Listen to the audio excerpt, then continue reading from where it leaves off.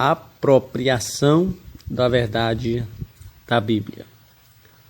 Para Owen, e aliás, para todos os teólogos reformados, é axiomática a ideia de que existe uma correspondência entre Deus e homem, no que diz respeito ao homem ter a capacidade de entender a mente de Deus. É certo que, de acordo com a máxima finitude non capax infinite, o finito não consegue conter o infinito. O homem nunca poderá compreender plenamente a Deus, mas, conforme assinala Packer, à medida que nossos pensamentos acerca dele correspondem àquilo que ele diz de si mesmo, os pensamentos humanos acerca de Deus são verdadeiros e constituem conhecimento real sobre ele. Mediante seu próprio auto-testemunho verbal, ele mesmo nos dá este conhecimento. Tal conhecimento de Deus por meio das Escrituras se torna possível mediante a iluminação sobrenatural do Espírito Santo. Mas antes da formação do cânon, houve maneiras pelas quais Deus se revelou mediante revelações externas, e Owen as explica.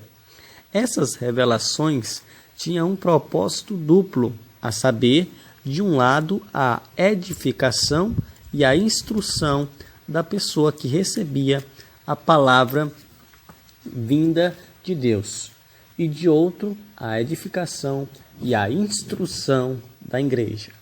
Aqui, mais uma vez, o papel do Espírito Santo nessas revelações fornecem a Owen a base para fazer distinção entre a palavra de Deus e os enganos de Satanás. Palavras vindas de Deus, como aquelas dirigidas a Abraão, ordenando-lhes que sacrificasse seu único filho, tinha poder e eficácia divina, que asseguraram infalivelmente a Abraão que as palavras vinham de Deus. Entretanto, Deus exigiu de Abraão o exercício de sua fé, consciência, obediência e razão, a fim de que soubesse que Deus havia de fato falado a ele. Segundo Owen, esse meio de revelação era, no entanto, imperfeito e tinha certas desvantagens.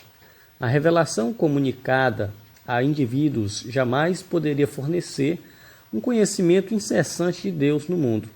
Como consequência, as Escrituras fornecem ao mundo a mente e a vontade divinas expressas de forma permanente, de modo que, quando a lei foi dada, Deus obrigou a igreja ao uso dela somente. Deus continuou dando revelação adicional à igreja em épocas diferentes, de diversas maneiras, para ser preservada de forma escrita, até que a plena revelação da totalidade da mente de Deus foi confiada a Jesus Cristo e por ele aperfeiçoada. Hebreus capítulo 1, versículo 1 e 2. A revelação feita por Jesus Cristo, quer de forma não mediada, quer pelo Espírito Santo aos apóstolos, foi posta por escrito nas Escrituras do Novo Testamento. Por este motivo, e aqui observa-se a polêmica de Owen com os quakers da sua época, que aceitavam revelação que iam além da palavra escrita de Deus. Para Owen, uma vez completadas, as Escrituras do Antigo e do Novo Testamento se tornaram para a Igreja o único meio externo de iluminação divina sobrenatural. Voltando ao exame da fé sobrenatural, Owen afirma, como também Golding o fez, que é preciso uma fé sobrenatural para crer numa revelação sobrenatural. Uma fé natural é incapaz de ascender a um ponto tão elevado e infalível para crer no testemunho de Deus sobre si mesmo e, em particular, sobre a pessoa e obra de Jesus Cristo.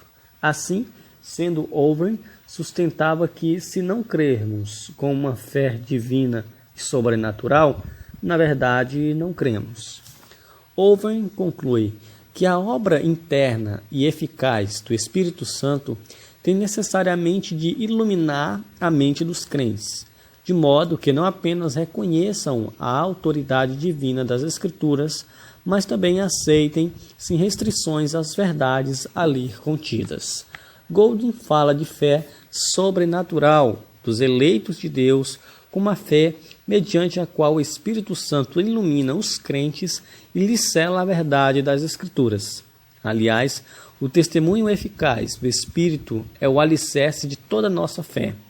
O fato de o Espírito Santo ser necessário para crer na palavra de Deus mostra que os filósofos são mais sábios, precisam do testemunho interno do Espírito Santo, tanto quanto as pessoas mais humildes e sem instrução.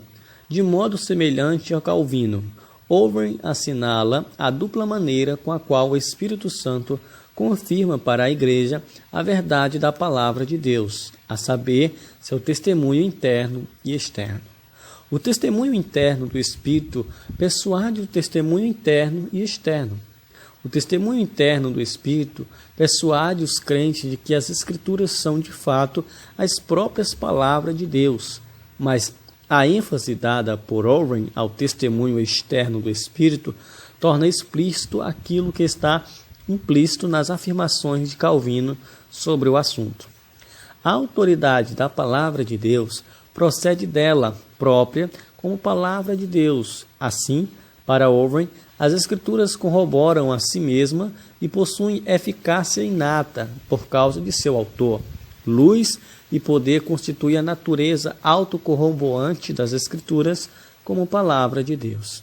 A luz, assim como Deus e as Escrituras, não exige prova de autenticidade. As Escrituras são chamadas de luz. Aliás, uma luz gloriosa, brilhante, uma luz iluminadora, a qual se dá preferência quando comparada com a luz do sol. Como consequência, a Igreja precisa oferecer a luz ministerialmente e não de modo autoritário. Em outras palavras, a Igreja pode erguer alto a luz, mas ela não é a luz.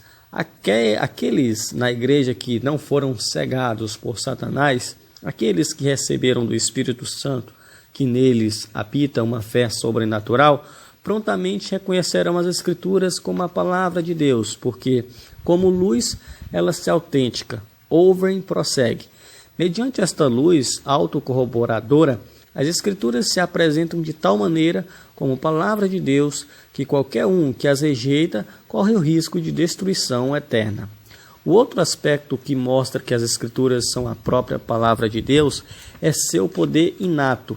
As Escrituras não são lidas nem pregadas como mera palavra, mas como palavra revestida de poder.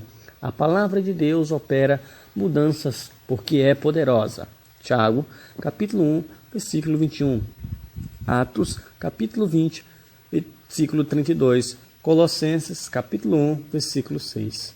As Escrituras penetram o coração dos homens. Elas o julgam e o sentenciam. Convencem, convertem, dão sabedoria e consolam. Em suma, seu poder de operar mudança nos homens é prova de que são revelações da parte de Deus. Voltando ao papel do Espírito Santo na apropriação das Escrituras como a palavra de Deus, Owen explica que o Espírito não fala aos crentes num testemunho vocal interno ou externo. Em outras palavras, o Espírito não fala aos crentes acerca da palavra, mas pela palavra. Quando o Espírito e a palavra caminham lado a lado do coração e na mente dos crentes, a escuridão natural é dissipada e a resistência pecaminosa é vencida, de modo que eles são capazes de ver a luz e render-se ao poder da palavra de Deus. Owen conclui vigorosamente: aquele que separa completamente o Espírito da palavra deve também queimar sua Bíblia. Em resumo, quando o Espírito Santo dará aos crentes segurança externa de que as Escrituras são a palavra de Deus, ao mesmo tempo ele os capacita a entender a mente de Deus por meio da iluminação dada por seu testemunho interno. Para os puritanos, as Escrituras eram então o princípio cognoscente interno, teológico, fundamento cognitivo para a teologia. Conforme demonstra o primeiro capítulo da Confissão de Fé de Westminster, seu propósito principal é registrar a revelação de Deus em Jesus Cristo, o qual proclama a vontade de Deus para a nossa salvação. Abre parênteses, Catecismo Menor de Westminster, pergunta 24. Assim, Deus é conhecido somente por meio de Cristo, e por este motivo, os puritanos, à semelhança de seus contemporâneos reformados ortodoxos na Europa continental, sempre fundamentaram a revelação sobrenatural numa base explicitamente cristológica.